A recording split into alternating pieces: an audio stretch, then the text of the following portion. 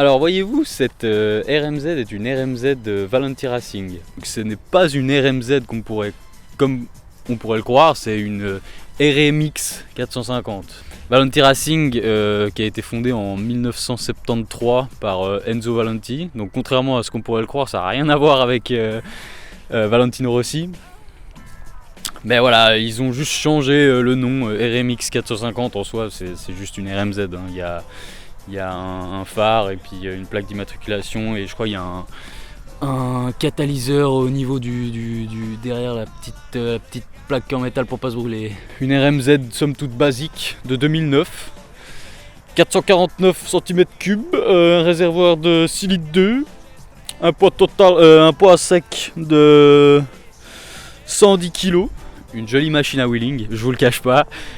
Bon alors, on va parler un peu des choses qu'il y a à faire ou des choses que je vais faire dessus ou des choses que j'ai déjà fait. Les choses que j'ai déjà fait sont changer la plaque phare. Avant il y en avait une, elle était absolument immonde, j'ai mis une Racetech un peu plus classe quand même. J'ai changé le kit plastique pour des fluos et là on est en blanc, mais ça va changer, je vais le mettre en fluo. Sinon après j'ai fait quoi? J'ai poli le cadre. Salut Tommy. J'ai mis un sabot moteur à Serbie et puis la moto était montée avec un silencieux Leo Vince. Donc bon, je vous avoue que c'est pas un Yosh, hein. Moi j'ai toujours préféré les Yosh sur les RMZ, mais voilà, il fait un joli petit bruit et puis il est homologué, donc ça va, c'est nickel. Sinon voilà. Regardez le beau coucher de soleil qu'on a ce soir. Magnifique. Alors vraiment dans un cadre idyllique. Je vais éventuellement peindre le carter couleur magnésium ou noir mat, je ne sais pas, ainsi que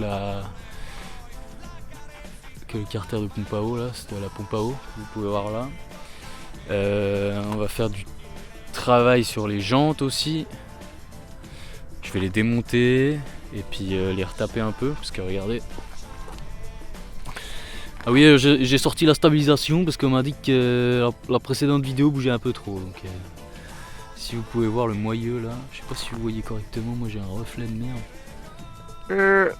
Le moyeu il est complètement oxydé et les têtes de rayon aussi. Donc je vais essayer de les rattraper un peu. Et puis voilà, sinon ça sera beaucoup moins poussé que la KTM pour celle-là. Parce que je vous avoue que le budget il est pas là. Enfin il est plus là du coup. Mais voilà, un petit kit déco, des petits travaux dans les détails et puis ça va le faire, des petits stickers encore peut-être sur les suspensions. Peut-être peindre les T à la limite. Peindre en noir, pourquoi pas. Et justement, toutes ces pièces là que j'aimerais peindre, alors ça va pas, on va pas y faire comme des sagouins à la bombe dans un garage. Je vais y amener chez des professionnels et je vais essayer de voir si il y en a qui se fait plaisir. Je vais y amener chez des pros et puis je vais essayer de voir si je peux filmer ça pour que vous voyez et puis ça pourrait être cool s'ils pourraient nous expliquer tout ça, comme ça en même temps moi je découvrirais aussi. En 2009, il n'y avait pas encore... Alors c'était la première, si je dis pas de conneries, c'était les premières à injection. Avant c'était encore des carbus. Celle-ci n'a pas de démarreur électrique, donc elle se démarrait encore au kick en 2009. Et je vous avoue que même 11 ans plus tard, elle en est encore dans le cylindre. Ok, bon alors au programme ce soir, ça tombe bien, je suis tout seul au local. KTM, casque, poteau, canapé. Alors au programme ce soir, on va être tranquille, vous et moi. On va commencer par vidanger. Donc je vais l'allumer, je vais la faire chauffer 5 minutes. Je vidange, après je la mets sur le Nieric. retirer l'ancien embrayage, je vais mettre à tremper les nouveaux disques, retirer les roues et pourquoi pas peut-être les plastiques déjà et certaines autres pièces, je sais pas, je vais voir. Le carter du moins on le retire, peut-être le carter de pompe à eau aussi, mais bon ça il faut que je vidange le liquide de refroidissement et ça me fait un peu chier pour le moment parce que je venais de le changer. Voilà, on est parti.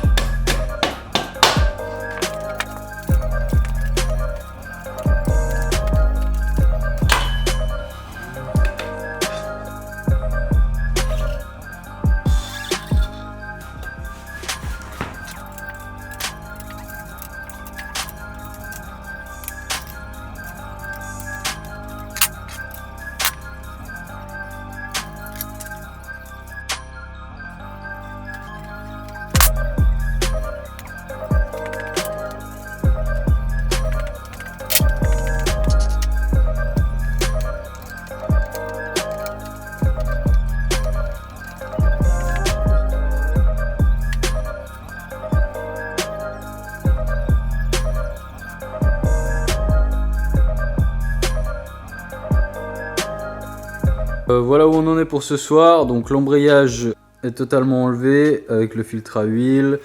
La roue arrière aussi est totalement enlevée. Le plastique, je les enlèverai je pense un autre jour.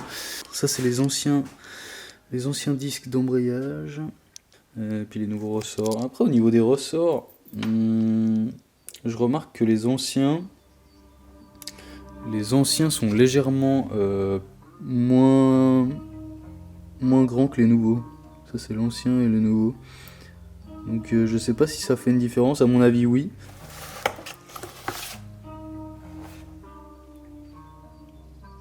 Ouais, Suzuki RMZ 450 de 2008 à 2016.